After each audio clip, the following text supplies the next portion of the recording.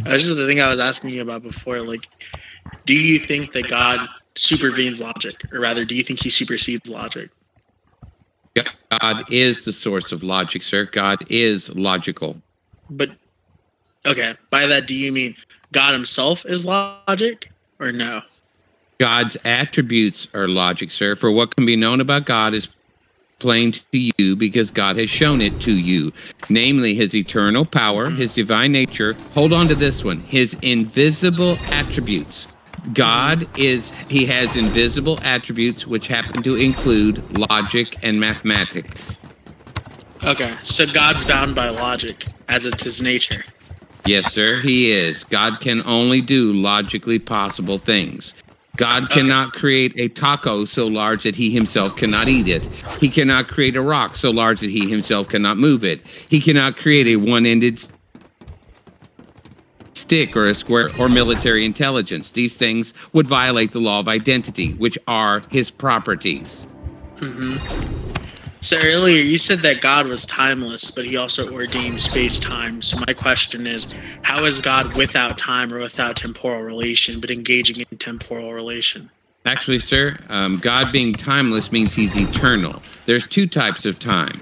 There's temporal time and eternal time. Sir, don't speak over me. I'd be happy to mute you while I'm talking.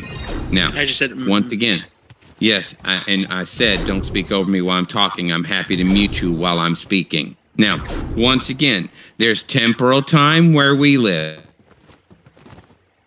Of time that had to begin is wound up to the least amount of entropy and will be winding down to maximum entropy. That's where we live. God lives in eternal time. There's always been time, sir. There's just two different types of time. Oh, am I unmuted? I don't know. Are you, sir? That's what I'm asking. So real quick. So then you're saying that God is without beginning and end, right? That is correct, sir. God is the Alpha and the Omega, the Aleph and the Tav. He is the beginning and the end. Okay. Wait, so then my question is, if he can be eternal, why can't the universe be eternal? Why is he necessary for the universe? That's actually a basic question, sir, that if anybody that knew any science would know, because of the second law of thermodynamics. I actually mentioned it, referred to it just a moment ago.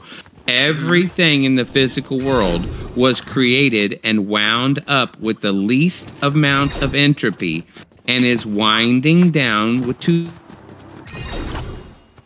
maximum amount of entropy, thermal equilibrium or heat death. You might want to Google those terms. I mean, I'm of the opinion, from what I understand, that it might just be asymptotically reducing. But I mean, that aside for a second, I thought you said previously that... I'm sorry, sir. Don't care what your opinion is. The laws of thermodynamics are the most well-established laws of science that we have. Now, we know that everything is going from a state of order to disorder, from workable usable energy to no workable usable energy. Now, once again, do you have any science that invalidates those positions? Yeah, I thought matter could not be created nor destroyed. You just... That's the first law of thermodynamics, sir.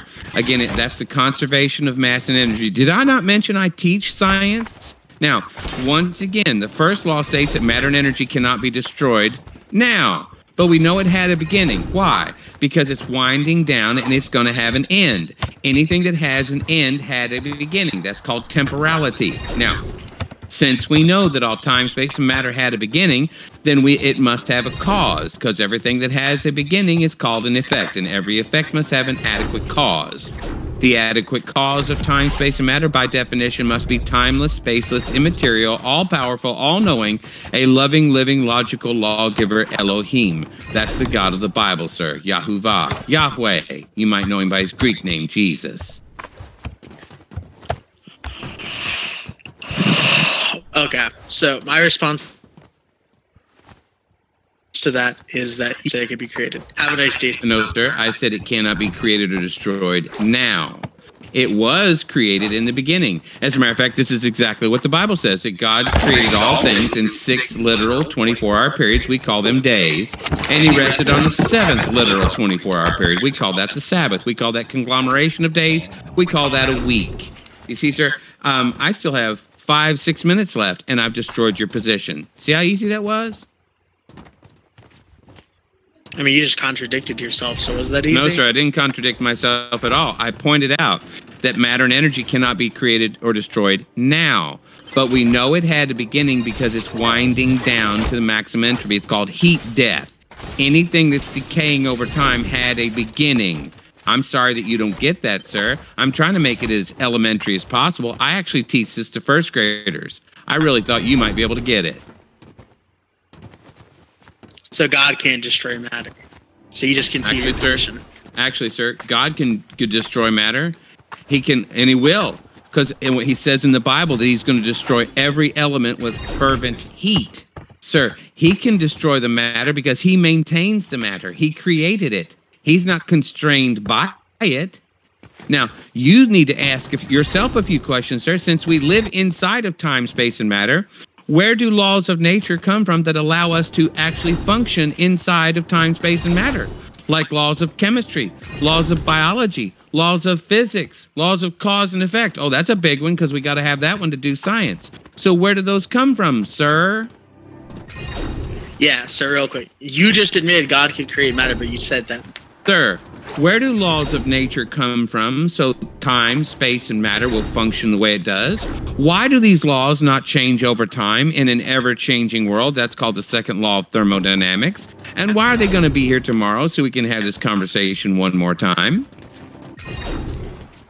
Am I unmuted?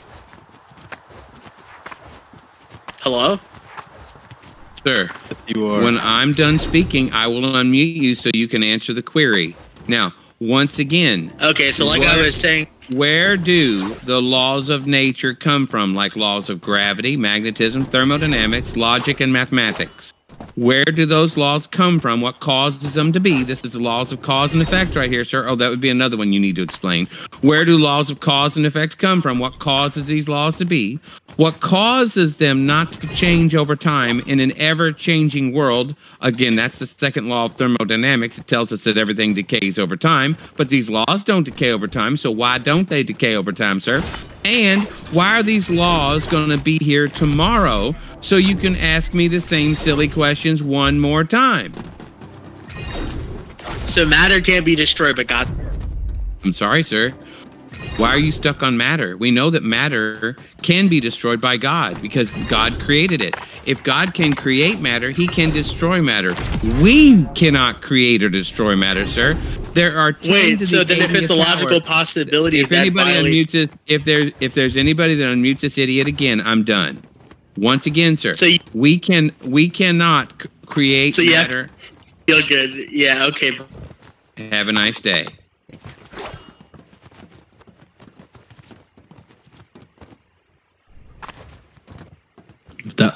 Was that even a debate?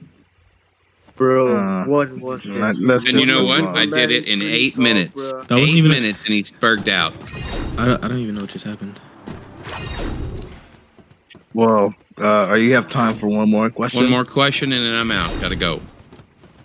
Alright, so the next question comes from Atlas. I'll try to find the Damn, Batman, so you really contradicted yourself. You're really not that smart, are you? Is that why you had a heart attack, you fucking idiot? Yeah, where'd this guy go? Did he leave? No, I think he has you. I think he has you local muted. Yeah, that's fine. Yeah, like I was saying before, this fucking idiot doesn't understand the definition of deal with the omnipotence trolls, for any like I'm normal philosopher. Have a nice day. Yeah, I don't want that trolls. Have a nice day. Shut the fuck up and have a heart attack.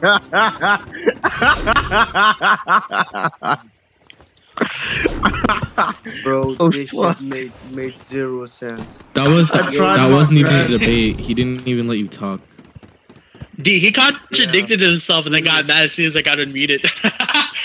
That's what happened earlier. I tried asking him a question about how everything in the world was created by our minds, and he literally got mad and muted me and then left. He left the server.